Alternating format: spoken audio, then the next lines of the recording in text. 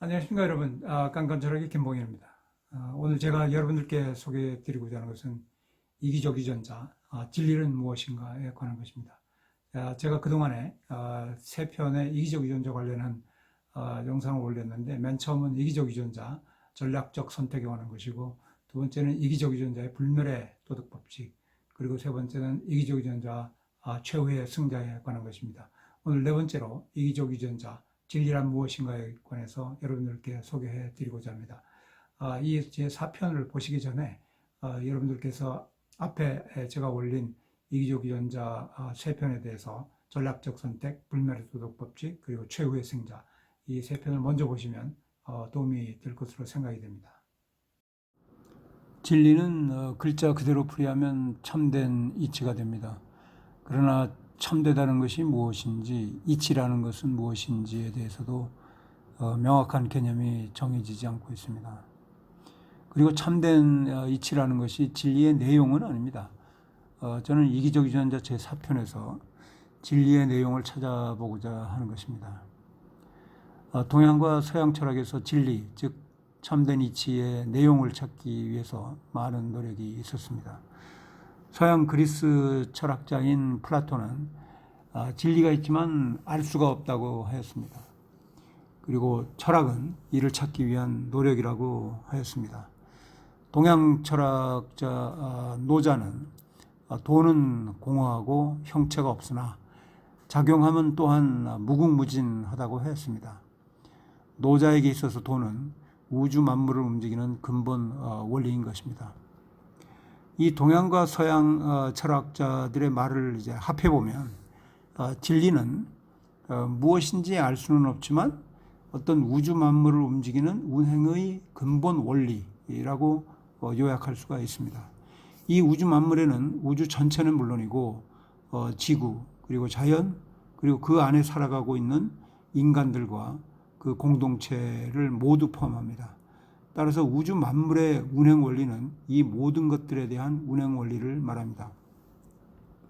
이 운행 원리는 마치 우리가 쓰는 휴대폰의 OS, Operation System, 이 OS에 비유할 수 있을 것입니다. 우주 만물이 움직이도록 만들어진 OS는 실제로 존재하는가? 존재한다면 과연 그 실체는 무엇인가? 이 물음들에 대한 답을 찾는 것이 진리를 찾는 것입니다. 과학 철학자 칼 포퍼는 철학만이 아니라 과학도 이 우주 만물의 운행의 근본 원리를 찾는 것을 임무로 있다고 하였습니다. 과학을 통하여 이 OS, 즉 진리를 찾으려고 하였지만 아직도 찾지는 못하였습니다. 뉴턴의 만유 인력의 법칙, 아인슈타인의 상대성 원리, 닐스 보아의 양자역학 등이 그러한 원리를 찾아내는 일련의 과정입니다. 그러나 과학의 힘으로 이 우주 만물을 움직이는 운행 원리를 다 밝혀내는 데는 역부족입니다. 아마도 영원히 밝혀낼 수 없을지도 모릅니다. 이에 대해서 프랑스의 수학자 피에르 시몽 라플라스, 그는 1749년에 태어나서 1827년에 돌아가셨는데, 이 라플라스는 한 에세이에서 우주에 있는 모든 원자의 정확한 위치와 운동량을 알고 있는 존재가 있다면 이것은 뉴턴의 운동 법칙을 이용해 과거, 현재의 모든 현상을 설명해주고 미래까지 예언할 수 있다고 서술하였습니다. 나라는 존재는 나의 모든 것에 대하여 알고 있습니다. 그리고 너라는 존재는 너의 모든 것에 대하여 알고 있습니다. 그렇다면 나와 너의 것을 모두 알고 있는 누군가가 존재할 수도 있고 존재하지 않을 수도 있습니다. 그러나 누군가가 존재하는지를 알 필요는 사실 없습니다. 나의 모든 것, 그리고 너의 모든 것은 존재합니다. 그리고 나아가서 우주 만물의 모든 움직임은 존재하는 사실입니다. 우리가 아는지 모르는지는 중요하지 않습니다. 중요한 것은 모든 것이 존재한다는 것입니다. 라플라스의 전기를 쓴 작가들은 이 모든 것을 알 수 있는 능력을 지닌 존재에 대하여 악마, 영어로 디몬이라고 이름을 지어주었습니다. 그래서 이를 라플라스의 악마, 라플라스의 디몬이라고 부릅니다. 쉽게 말해서 현재에 대한 모든 것을 알고 그것을 통해 과거와 미래를 완벽하게 유추하는 존재입니다. 물론 라플라스의 악마도 우주 만물의 운행 원리를 알 수 없다고 단정하는 과학자들도 있습니다. 물리학의 불확정성 원리에 의해 그 불가능성이 증명되었다고 합니다. 불확정성의 원리에 따라서 모든 것의 정확한 위치와 운동량을 동시에 아는 것은 불가능하기 때문이라고 합니다. 관측 기구 및 관측 능력의 한계 때문이 아니라 그냥 관측 가능한 범주의 한계 그 자체 때문이라고 합니다. 확률은 알 수 있지 않느냐라고 할 수 있는데 복잡계 과학의 발달로 예측 불가능성의 의미가 커짐에 따라서 거의 불가능하다는 것이 한 번 더 확인되었습니다. 물론 절대적인 것은 아닙니다. 양자역학은 아직 발전 단계이며 해석에 관해서는 언제 뒤집혀져도 이상하지 않습니다. 따라서 현 단계에서 라플라스의 악마가 존재할 수 있다는 것을 완전히 긍정하기도 부정하기도 어렵습니다. 다만 이 우주 만물의 모든 현상은 실제로 존재합니다. 인간이 이를 모두 알 수 없을 뿐인데 그렇다고 해서 그 존재를 부정할 수는 없습니다. 기독교에서는 라플라스의 악마 그리고 노자의 도를 인격체를 가진 하나님이라는 용어로 치환하였습니다. 이 우주 만물의 원리를 주관하는 존재를 하나님이라고 합니다. 나아가서 예수는 자신이 하나님의 아들이며 진리라고 하였습니다. 그러면 예수가 진리에 대해서 어떻게 말씀하였는지 한번 살펴보겠습니다. 서기 33년 예수는 로마 총독 본디오 빌라도 폰티어스 필레이트 앞에 섰습니다.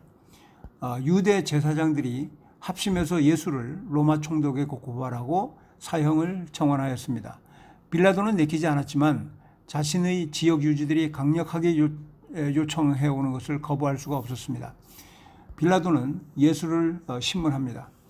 신약성경 요한복음 18쪽에 기록된 몇 가지 의미 있는 대화를 소개해 보겠습니다. 빌라도가 말하기를 당신이 유대의 왕인가?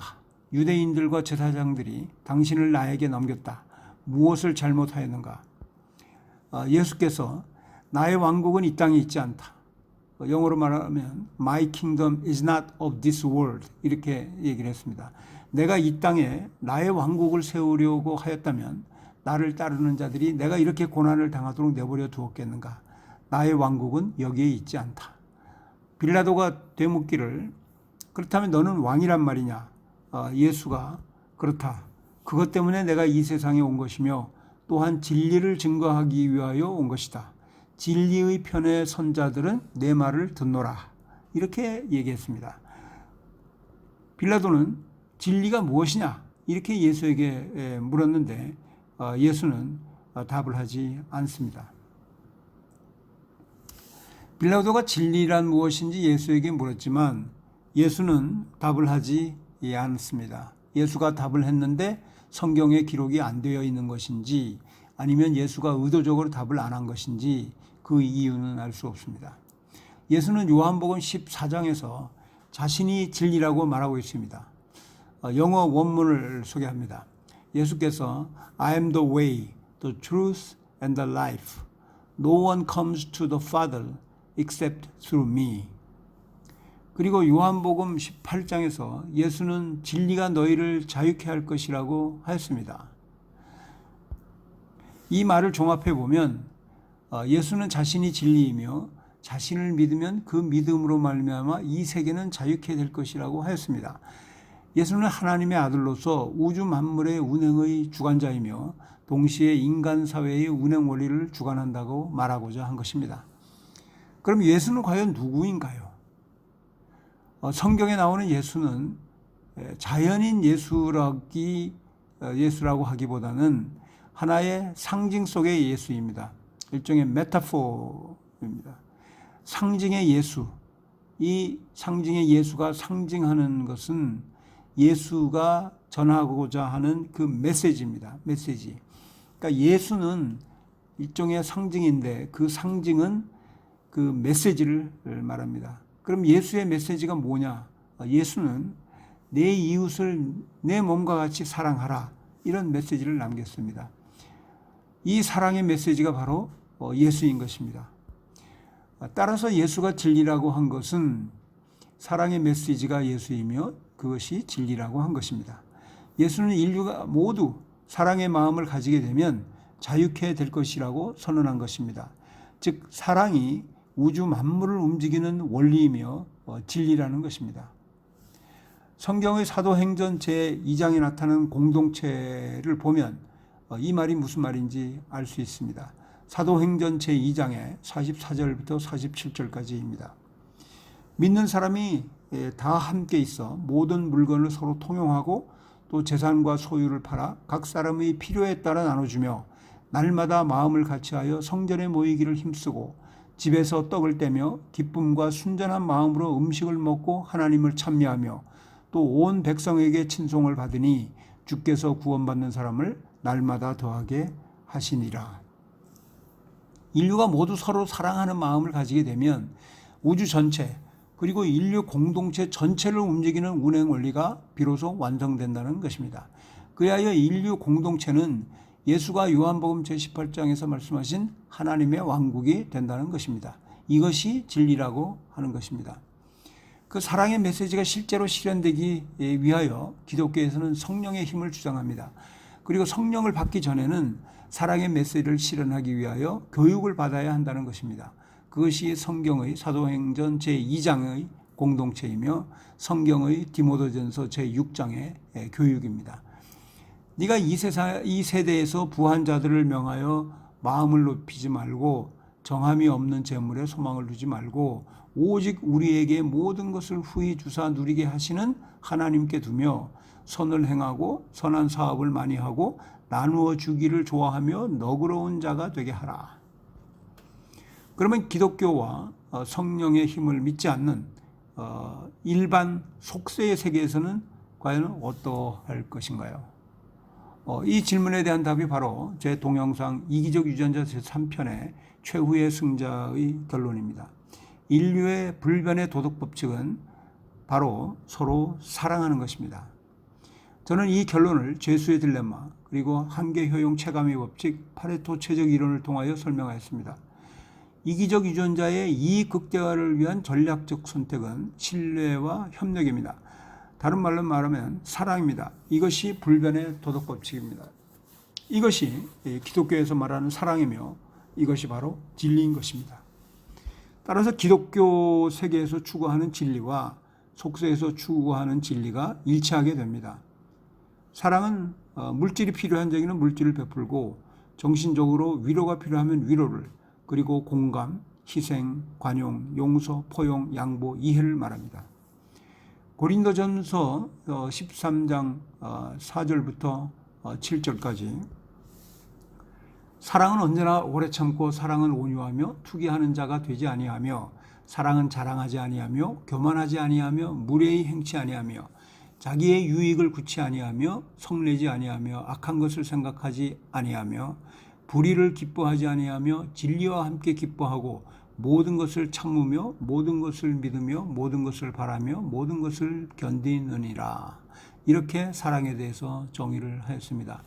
김수환 추기경님은 머리와 입으로 하는 사랑에는 향기가 없다.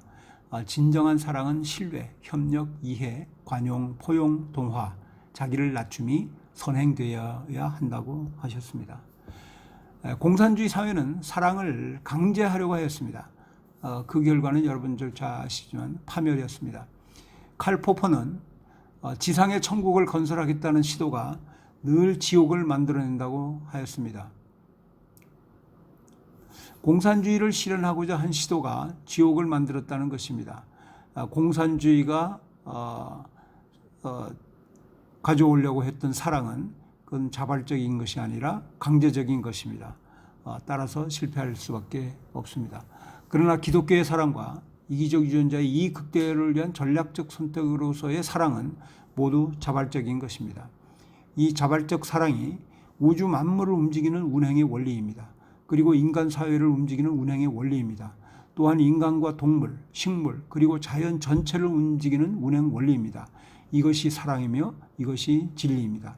이 진리는 기독교의 세상과 세속의 세상 모두에 공통으로 적용되는 보편적인 진리인 것입니다. 우리 모두 이 진리를 깨닫고 서로 사랑함으로써 이 세상에 지상 천국을 만들어 갈 수